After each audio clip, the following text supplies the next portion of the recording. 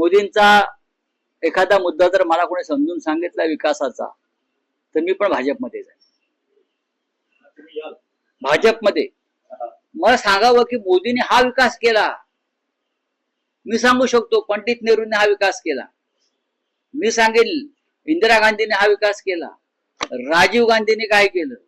महाराष्ट्रात शिवसेनेचं राज्य असताना मनोहर जोशींच्या नेतृत्वाखाली आमच्या सरकारनं काय केलं. बाळासाहेब ठाकरेंनी माननीय हिंदुत्व सम्राटांनी काय केलं.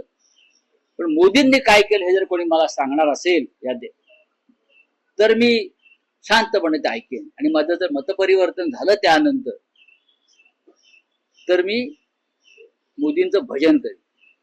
पण हे एक नंबरचे भंपक आणि खोटारडे लोक आहेत.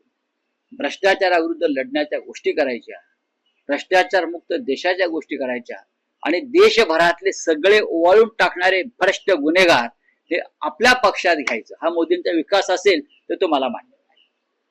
मोदींनी 2014 साली जी भूमिका घेतली होती संसदेच्या पायरीवर डोकं ठेवून ती आज अस्तित्वात आहे का. नाही. गौतम अडाणी हा सगळ्यात मोठा भ्रष्टाचार. एकनाथ शिंदे सरकारमध्ये आहेत हा सगळ्यात मोठा भ्रष्टाचार आहे. हेमंत विश्व शर्मा हा सगळ्यात मोठा भ्रष्टाचार आहे. शुभेंदू अधिकारी हा सगळ्यात मोठा भ्रष्टाचार आहे.